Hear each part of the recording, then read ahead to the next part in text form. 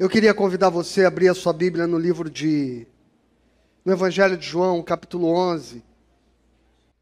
Deus ama, Deus sente, Deus ouve. Repete isso comigo. Deus ama, Deus sente, Deus ouve. Mais uma vez. Deus ama, Deus sente, Deus ouve. O texto diz o seguinte: um homem chamado Lázaro estava doente.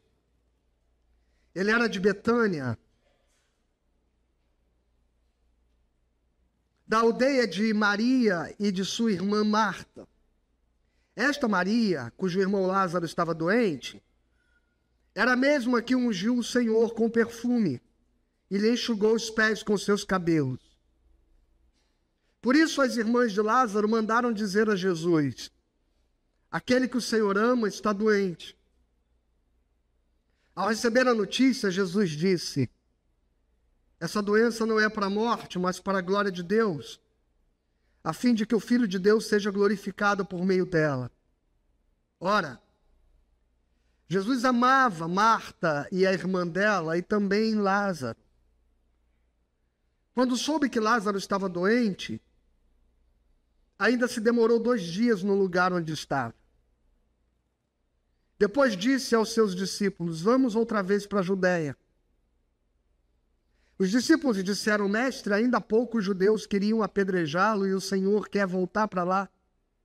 Jesus respondeu: não é verdade que o dia tem 12 horas? Se alguém andar de dia não tropeça porque vê a luz deste mundo, mas se andar de noite tropeça porque nele não há luz. Tendo dito isto, acrescentou: o nosso amigo Lázaro adormeceu, mas eu vou para despertá-lo. Então os discípulos disseram: Senhor, se dorme, estará salvo. Jesus falava da morte de Lázaro, mas eles pensavam que tivesse falado de do repouso do sono. Então Jesus lhes disse claramente: Lázaro morreu. Por causa de vocês, eu vou ler de novo, por causa de vocês, me alegro que não estivesse lá, para que vocês possam crer. Mas vamos até ele. Então Tomé, chamado Dídimo, disse aos outros discípulos: vamos também nós para morrer com o mestre. Quando Jesus chegou, encontrou Lázaro já sepultado havia 4 dias. Ora, Betânia ficava a mais ou menos 3 quilômetros de Jerusalém. Muitos dos judeus vieram visitar Marta e Maria a fim de consolá-las por causa do irmão. Marta, quando soube que Jesus estava chegando, foi encontrar-se com ele. Maria, porém, ficou sentada em casa. Então Marta disse a Jesus: se o Senhor estivesse aqui, o meu irmão não teria morrido. Mas também sei que mesmo agora, tudo que o Senhor pedir a Deus, ele concederá. Jesus disse a ela: o seu irmão há de ressurgir. Ao que Marta respondeu: eu sei que ele há de ressurgir na ressurreição do último dia. Então Jesus declarou: eu sou a ressurreição e a vida.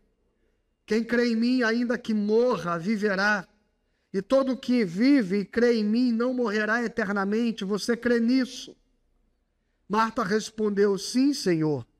Eu creio que o Senhor é o Cristo, o Filho de Deus que devia vir ao mundo. Depois de dizer isso, Marta foi chamar Maria, sua irmã, e lhe disse em particular: o mestre chegou e está chamando você.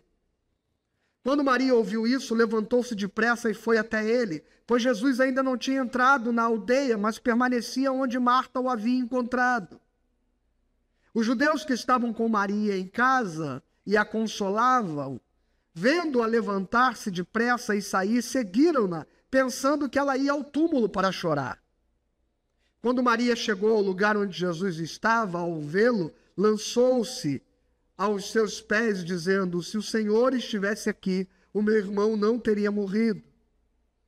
Quando Jesus viu que ela chorava e que os judeus que a acompanhavam também choravam, agitou-se no espírito e se comoveu e perguntou: onde vocês o puseram? E eles responderam: Senhor, venha ver. Jesus chorou. Então os judeus disseram: vejam o quanto ele o amava. Mas alguns disseram: será que ele que abriu os olhos ao cego não podia fazer com que Lázaro não morresse? Jesus, agitando-se novamente em si mesmo, foi até o túmulo, que era uma gruta, em cuja entrada tinham colocado uma pedra. Então Jesus ordenou: tirem a pedra. Marta, irmã do falecido, disse a Jesus: Senhor, já cheira mal, porque está morto há 4 dias. Jesus respondeu: eu não disse a você que, se cresce, veria a glória de Deus? Então tiraram a pedra. E Jesus, levantando os olhos para o céu, disse: Pai, graças te dou porque me ouviste. Eu sei que sempre me ouves. Mas falei isso por causa da multidão presente, para que creiam que tu me enviaste.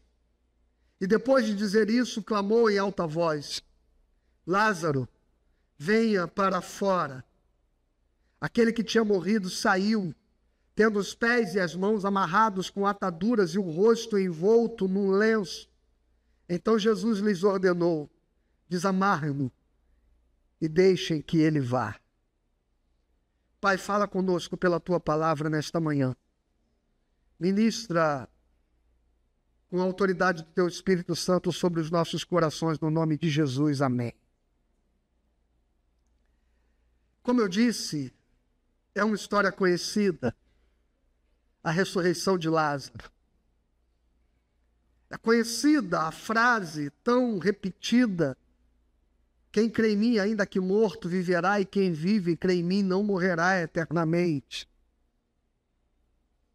Mas esse texto traz algumas coisas, e estas 3 coisas, dentre tantas, eu queria destacar para você. Aquelas que nós repetimos antes de começarmos. Deus ama, Deus sente, Deus ouve. Deus ama, Deus sente, Deus ouve. É curioso porque esse texto nos leva a refletir um pouquinho sobre a dimensão, a manifestação do amor de Deus. Marta e Maria sabem que tipo de relacionamento elas têm com Jesus e que tipo de relacionamento Jesus tem com elas. Não eram pessoas quaisquer.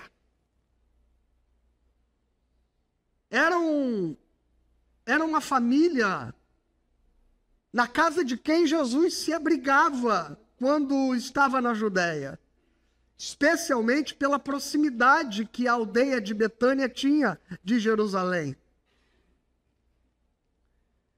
Era uma família com quem Jesus tinha laços.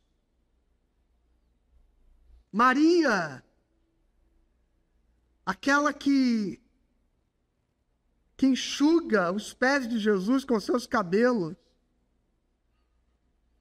lançada por trás dele enquanto debruçado sobre a mesa, com seus pés voltados para trás, sobre almofadas, ele janta na casa de um fariseu.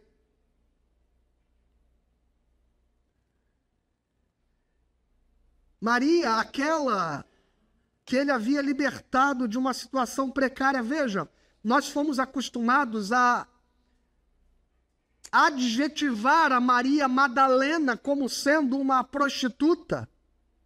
Mas não há nenhum texto bíblico que insinue que Madalena fosse uma prostituta. A única coisa que a Bíblia diz a respeito da Maria de Magdala, Maria Madalena, é que Jesus expulsa dela muitos espíritos imundos. Mas é muito mais provável que esta Maria, irmã de Lázaro, esta sim tivesse uma vida pregressa duvidosa. Quando ela derrama perfume, chora aos pés de Jesus e enxuga com seus cabelos, Jesus usa uma expressão dizendo: a quem muito foi perdoado, esta muito ama. Ela me amou e fez o que fez porque ela sabe o tamanho do perdão que recebeu. Maria tinha um passado. E Jesus a resgatou deste passado. Ao ponto dela pegar aquele unguento, aquele perfume e derramar sobre Jesus. Perfume que elas não tiveram depois para derramar sobre o corpo morto de seu irmão, para prepará-lo para a sepultura. Por isso que em tão pouco tempo, em 4 dias, ele já cheirava mal, porque aquilo que era a reserva de uma vida para o sepultamento, Maria gastou com Jesus. E ele mesmo, Jesus, disse: ela está preparando o meu corpo para a minha morte. Quando Lázaro adoece, o que estas mulheres, que são amigas, próximas e íntimas de Jesus, deduzem? Que este Jesus que cura tanta gente, que este Jesus que abençoa tanta gente, prontamente iria curar a Lázaro. Afinal de contas, Lázaro é alguém do seu relacionamento íntimo e pessoal. E elas mandam um recado meio que como com uma chantagem embutida. Porque elas já mandam dizer, diz para Jesus que aquele a quem ele ama está enfermo. Elas já tentam emocionalmente manipular Jesus em favor de Lázaro, que estava doente. E o texto, ele claramente vai dizer, no verso 5, ora, Jesus amava Marta e a irmã dela, e também a Lázaro. Mas o verso 6 parece incongruente com o verso 5, porque ele diz, quando soube que Lázaro estava doente, ainda demorou 2 dias no lugar onde estava. Parece que não bate o fato de Lázaro ser tão amado e ao mesmo tempo parecer que Jesus negligenciou a sua dor. Parece que não bate o fato de você ouvir que Deus ama você e tantas vezes parecer que Deus negligencia a sua dor.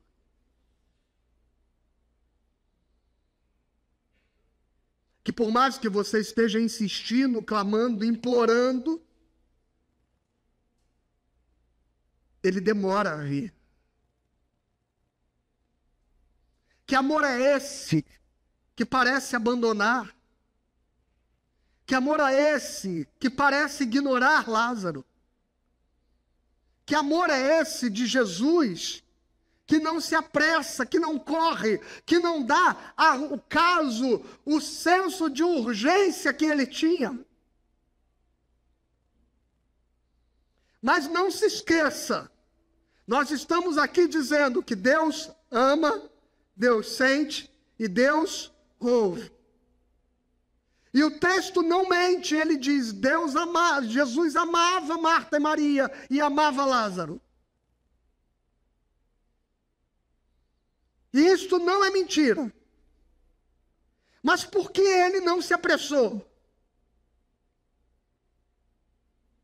Quando nós estamos em dificuldades, a primeira coisa que nós queremos é nos relacionar com a onipotência de Deus. Quando nós estamos enfermos, quando nós estamos com problemas, a gente logo lembra que nós servimos a um Deus que é poderoso. E nós desejamos essa onipotência. E nós queremos que Deus agregue poder aos nossos desejos. Empreste o seu poder às nossas necessidades. Marta e Maria não são diferentes de nós. Quando Lázaro adoece, elas percebem a gravidade desta doença. Elas mandam chamar Jesus, porque elas querem o poder daquele que tem todo o poder.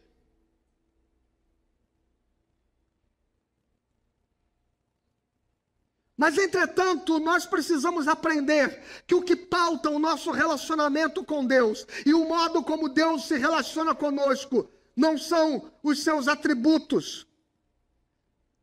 Quais são os atributos principais de Deus? Deus é onipresente, Deus é onisciente e Deus é onipotente. Ou seja, Deus está em todo lugar, Deus conhece e sabe todas as coisas e Deus tem todo o poder. Este é um pressuposto básico para que ele seja uma divindade, para que ele seja Deus.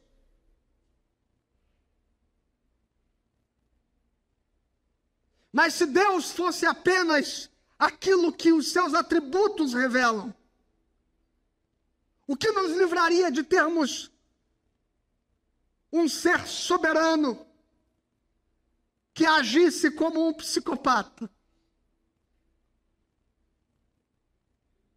Porque, afinal de contas, veja, na estrutura psicológica de um psicopata estão esses atributos. Ele julga saber o que é melhor para o outro. Ele julga ter controle sobre tudo. E ele quer exercer poder sobre tudo.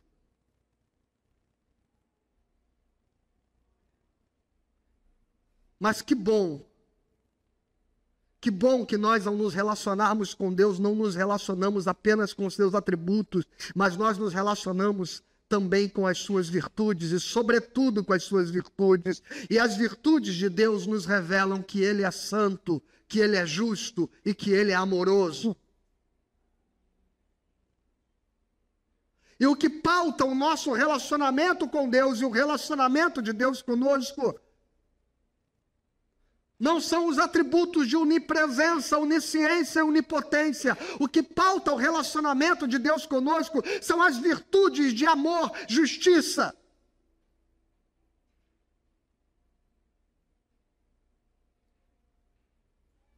e santidade. E quando a gente entende o amor, a justiça e a santidade de Deus, nós vamos começar a entender que o Deus onipotente, ou seja, o Deus que tudo pode, amém? Deus tudo pode, não pode? Não pode tudo.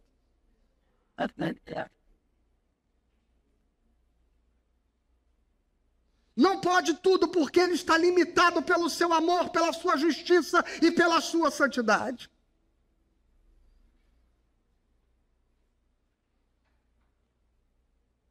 Deus que tudo pode. Pastor, como um Deus que tudo pode não pode tudo? Você vai entender, talvez seja difícil falando desta maneira você entender como alguém que tudo pode não pode tudo. Responda-me então uma pergunta. Deus pode mentir? Hã? Mas ele não pode tudo?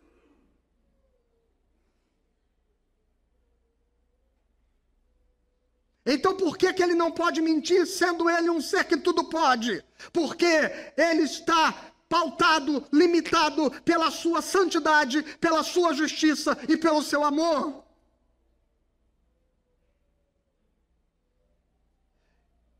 E é por isso que muitas coisas que nós julgamos que Deus deveria fazer, e ele não faz, não é porque não nos ama, mas porque ele não pode. E por que ele não pode? Porque ele é justo, amoroso e santo. E o amor de Deus carrega uma pedagogia. O amor de Deus carrega uma pedagogia. Olha que coisa interessante, o texto começa a nos dar pistas da pedagogia do amor de Deus. Jesus diz assim, no verso 15, por causa de vocês, eu me alegro de que não estivesse lá, para que vocês possam crer. Mas vamos até ele. Então, o Senhor está revelando que há uma pedagogia no seu amor. Eu amo a Lázaro.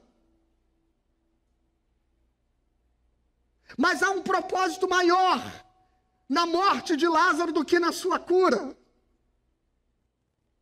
Eu amo Lázaro, mas eu não posso curá-lo. Não porque eu não desejo e não tenha poder de curá-lo, mas porque existe algo maior a ser feito na vida de Lázaro. Existe algo mais poderoso, mais sublime e com propósitos maiores do que simplesmente curá-lo. As pessoas já me viram curando cegos, paralíticos, coxos. Mas elas me verão ressuscitando um morto há 4 dias, sepultado. Eu louvo a Deus, ele disse para os discípulos, que no propósito eterno do Pai, eu não corri para lá para curar Lázaro, porque agora vocês terão a oportunidade de experimentar algo muito maior. Aleluia! O Deus que tudo pode, não pode tudo. Porque o seu amor é pedagógico. E pode ser que ele tenha propósitos que são maiores do que a urgência das nossas necessidades, que nós não entendemos, que nós não compreendemos, mas nunca duvide do fato de que Deus ama você. Ainda que ele demore, ainda que ele não responda, ainda que pareça que ele diga não, mas o não de Deus tem um propósito maior. A demora de Deus não é demora, é o tempo certo de Deus para aquilo que ele vai fazer na sua vida. Aleluia!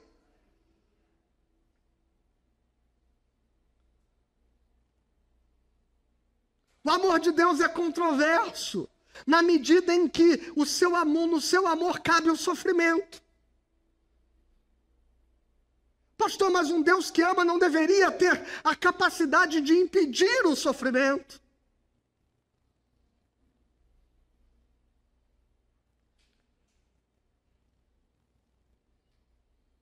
Sabe onde nós, pais desta geração, estamos falhando?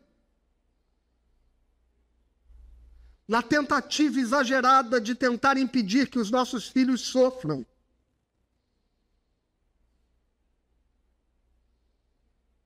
Na tentativa de impedir que eles sejam frustrados, que eles se decepcionem, que eles sejam magoados. Muitos de nós perdemos a capacidade de dizer não. E erramos na medida em que perdemos a pedagogia do amor.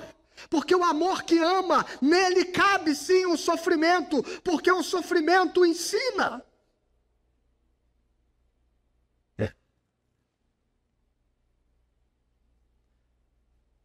No outro dia eu estava em casa. Minha filha ia sair para encontrar os amigos da escola. E ela pegou uma bicicleta. Saiu pedalando de casa.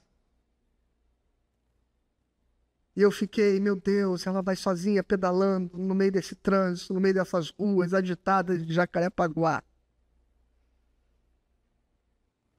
E a única coisa que eu pude ter leveza no meu coração é dizer o seguinte: fique tranquilo, ela sabe andar de bicicleta. E aí a gente lembra qual foi o processo para aprender.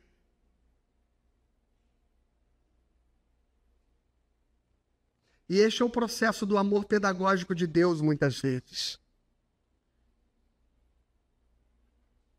Quando eu fui ensiná-los a andar de bicicleta, e talvez a maioria dos pais já passaram e viveram essa experiência. Você segura no cilindro da bicicleta, onde ele está sentado, E você diz, pedala. E vai correndo do lado, segurando. E ele diz assim, papai, não me solta. E a gente diz assim, não vou soltar. E ele acredita que você não vai soltar. Mas você solta. E ele cai. E ele te olha meio que decepcionado. Como alguém que foi traído. Como alguém que foi abandonado. Como alguém que foi enganado. E você diz assim, sobe de novo, vamos tentar outra vez. E aí ele diz, não, você vai me soltar. E aí você diz, confia, papai vai segurar você. Você vai conseguir. Mas como conquistar a confiança de novo se você acabou de soltá-lo na primeira vez? E ele caiu. E hoje em dia é muito fácil até isso acontecer. Porque a gente compra capacete, joelheira, cotoveleira. Há tempos atrás não tinham essas parafernálias todas. O que sobrava era um joelho ralado, um cotovelo ralado, sangrando muitas vezes, onde a gente tinha que colocar mertiolate.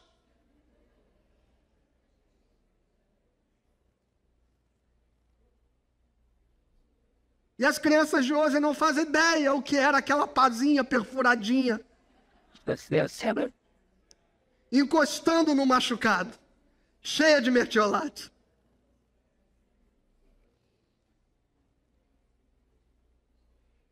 Hoje, os antissépticos vêm com lidocaína. Com anestésico. E é spray.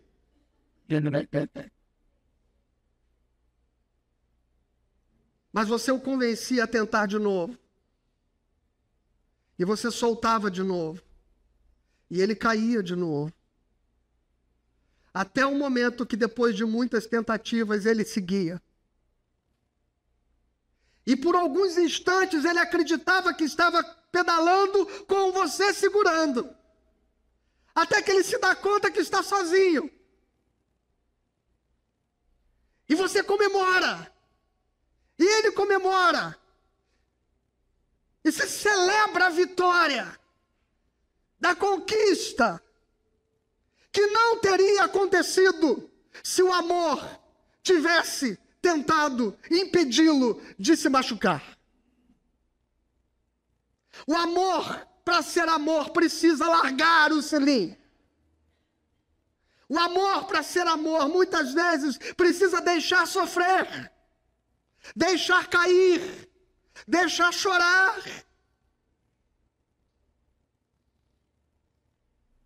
Porque há um propósito e um objetivo maior, para além do sofrimento, para além da dor e para além da morte, há algo que Deus vai fazer maior na sua vida. Essa é a pedagogia do amor de Deus. E é por isso que Jesus recebe a notícia que Lázaro está doente, mas continua onde está. E Jesus diz assim, deixa. Lázaro vai morrer. Lázaro vai morrer.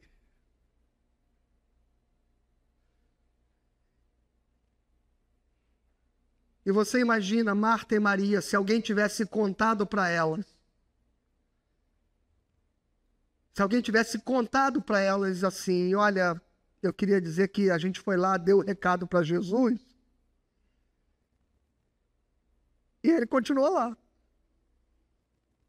E ele parece que nem ligou. Mas não se engane. Deus não só ama você, como Deus sente a sua dor. Deus ama, Deus sente, Deus ouve. E o texto segue dizendo que quando Jesus chega lá, e quando Jesus viu no verso 33, E quando Jesus viu que ela chorava, e que os judeus que a acompanhavam também choravam, agitou-se no espírito e se comoveu. Sabe, eu já vi muita gente dizer assim: não, Jesus chorou porque Lázaro estava salvo e Jesus teve que trazê-lo de volta, e Jesus sofreu por causa disso. Coisa nenhuma! Jesus chorou porque ele sentiu a dor de quem chorava. O texto vai dizendo que não foi uma lágrima que sai do nada, é uma lágrima de quem está olhando o sofrimento de Maria, é uma lágrima de quem está olhando as lágrimas dos judeus e vendo aquela gente chorando. O texto diz, e ele então se comove, ele se agita no espírito, alguma coisa acontece no coração de Jesus Cristo e ele começa a chorar junto.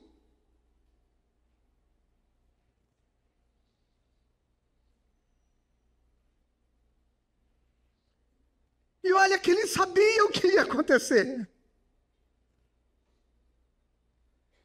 E olha que ele sabia que ele ia ressuscitar Lázaro.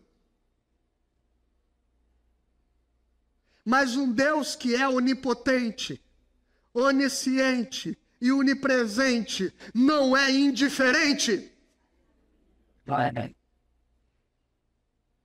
Não é indiferente. Um Deus que está dizendo para você, espera. Um Deus que muitas vezes disse não. Não é indiferente. Ele está sentindo a sua dor. Ele está sentindo o seu sofrimento. Ele está vendo as suas lágrimas. Ele sabe o que acontece dentro de você. E ele sente. E ele sente. Sabe, irmãos,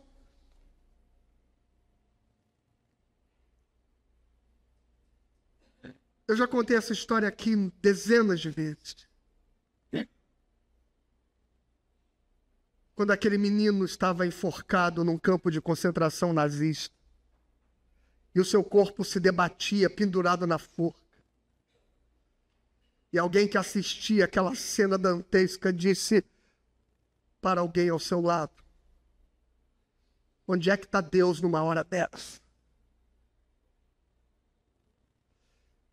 Ao que aquele que estava do lado olha e responde: Deus, onde ele está?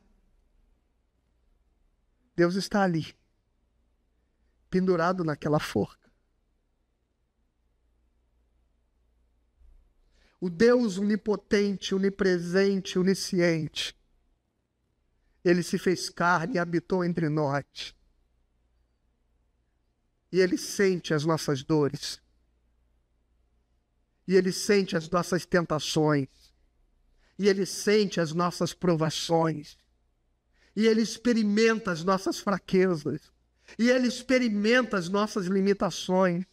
Eu louvo a nosso Deus e Pai pelo nosso Senhor e Salvador Jesus Cristo, porque o texto da palavra diz, porque não temos um Salvador que não seja capaz de se compadecer de nós, porque Ele é exatamente a expressão daquilo que nós somos, Ele é tudo o que nós somos, Ele se tornou tudo o que nós somos, para sentir o que sentimos e para carregar o peso de todas as nossas dores. Cada uma das nossas lágrimas são sentidas pelo amor de Deus.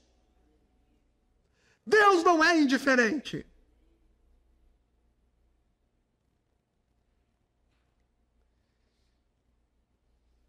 E nessas horas Deus se torna frágil. Parece uma heresia isso, né?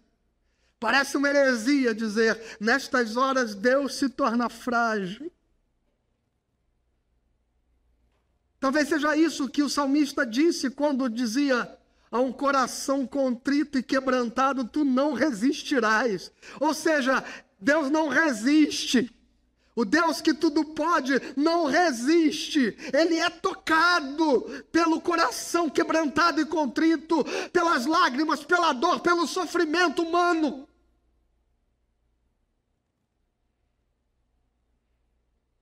E essa é a grande beleza de nós termos um Deus pessoal. Um Deus que não é o Deus dos teístas apenas. Aquele Deus que, sendo o criador do universo, deu corda no mundo e depois saiu de férias e deixou o mundo seguir o seu rumo ao léu.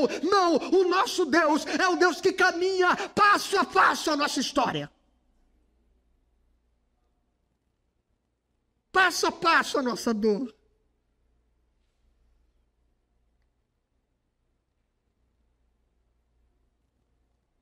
E parece heresia dizer que ele se fragiliza, que ele se limita, que ele se quebranta por nós.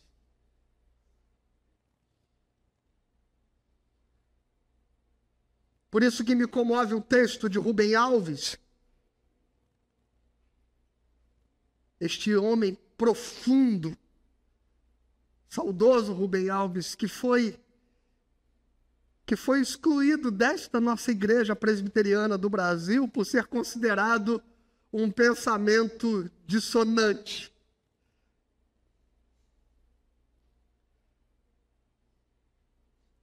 Mas é muito bom quando estes chamados hereges pela religião nos apresentam uma face de Deus que nos mostra o quanto nosso Deus é amor. E eu tempos atrás, publiquei até esse texto no meu Facebook. Eu sou do tempo do Facebook, do Orkut. Eu sei que vocês são da era do Instagram. Eu odeio o Instagram. Eu não sei se alguém compartilha comigo desse negócio. Eu odeio o Instagram. Aquele negócio que você só coloca coisinhas de pouco tempo. Uma foto, uma pequena frase, e que você não consegue compartilhar um pensamento sequer. Eu odeio esse negócio. Olha o que diz Rubem Alves.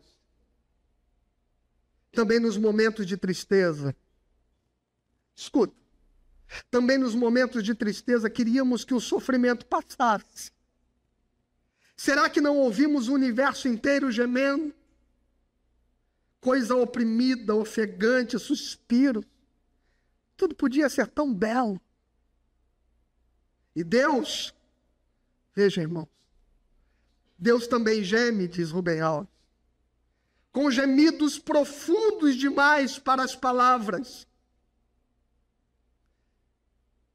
Não é isso que diz a Bíblia? Que quando o Espírito sonda o nosso coração, ele geme com gemidos inexprimíveis. Deus geme, Deus sofre com a nossa dor.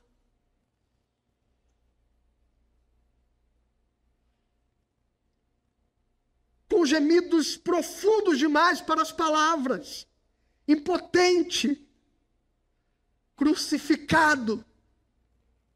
Sempre pensamos que os bons desejos estavam conosco e o poder estava com Deus. E orávamos para convencê-lo a emprestar poder aos nossos bons desejos. Mas eu tenho que confessar, que palavra linda é essa?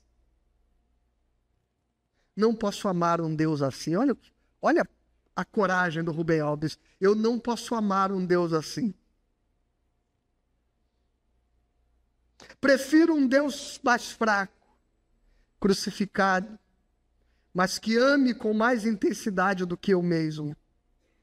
O poder sem amor, não posso amar.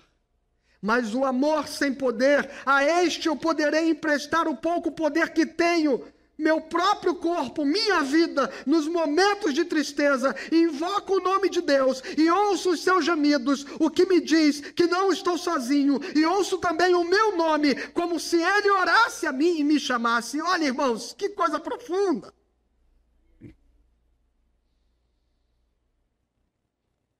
É mais ou menos o que está acontecendo no cenário de Lázaro. Quando Jesus olha para aquela gente, esperando um milagre, e Jesus diz para eles: tira a pedra. Porque há coisas que Deus não fará, há coisas que Ele clamará a nós para que nós façamos. Há coisas que vão competir a nós fazer e realizar. Há coisas que para as quais Deus se tornará impotente.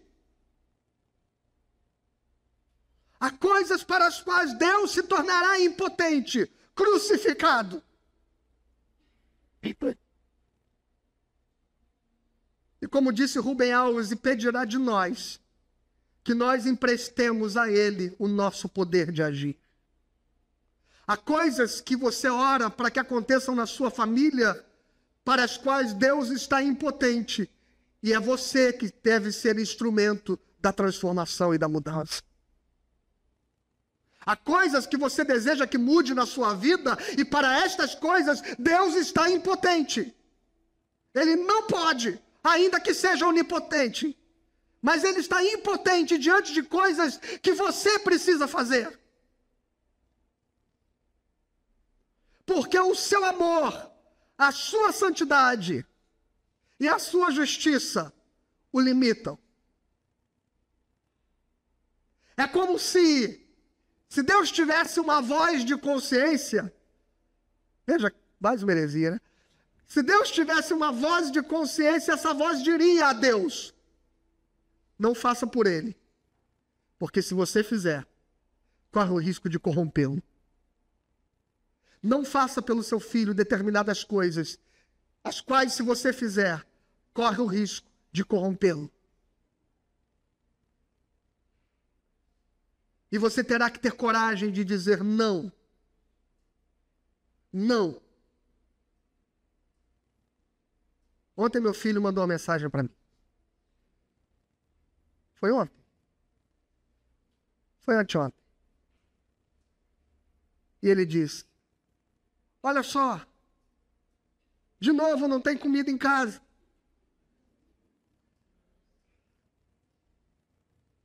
Eu vou sair para cortar o cabelo, eu vou pegar o seu cartão e vou comer na rua. Ele falou para mim.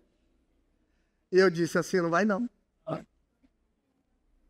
Você vai abrir a geladeira, você vai pegar as panelas que estão lá com arroz e com feijão, você vai esquentar a comida e vocês vão comer. São 3. E eu estava falando com um deles, com o mais velho. E aí eu cheguei em casa e disse assim: vocês almoçaram? E aí o Azaf, o do meio, falou: almoçamos. Naum, o mais velho, fritou batata frita pra gente. Nós esquentamos a comida e nós comemos. Há coisas que eles precisam fazer. Há coisas para as quais Deus dirá não. As coisas que o amor de Deus fará com que Deus se torne impotente.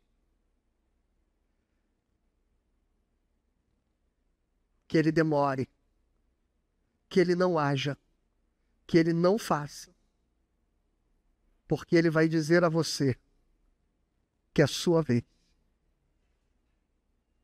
Que é a sua hora de crescer, de aprender, de sofrer e resistir, de perseverar, de não desistir. Amém? Porque Deus ama, Deus sente, Deus ouve. E essa é a última coisa que eu quero dividir com você nesse texto.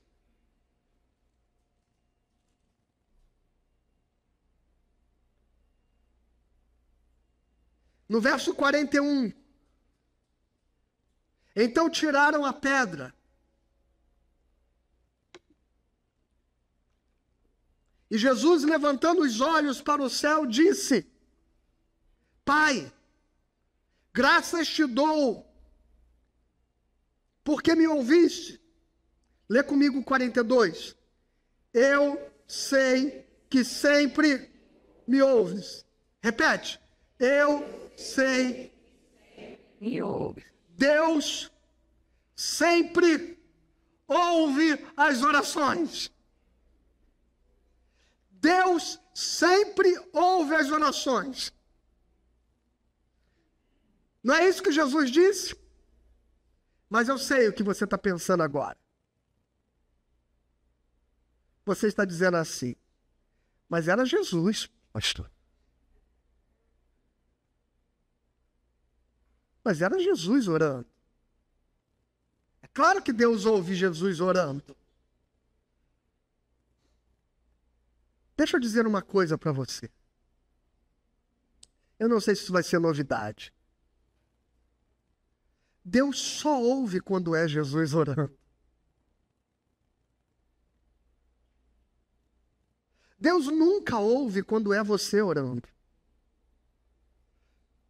Mas só ouve quando é Jesus orando. E é por isso que Jesus disse: e tudo quanto pedires ao Pai em meu nome, recebereis. Porque Deus sempre ouve quando é Jesus orando.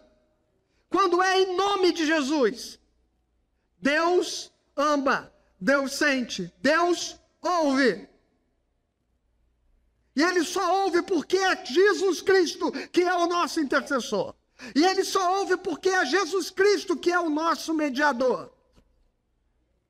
Porque não há méritos em nós. Porque não há clareza em nós. Pedis e não recebeis, diz o texto, porque vocês pedem mal. E é por isso que o Espírito Santo geme com gemidos inexprimíveis. Porque Ele sabe o que você precisa. Isso é muito mais profundo do que o que você quer. Porque uma coisa é o que você deseja, outra coisa é o que você precisa. Uma coisa é o que você deseja, outra coisa é a vontade de Deus. Marta e Maria desejavam Lázaro curado. Mas Deus enxergava o Lázaro ressuscitado.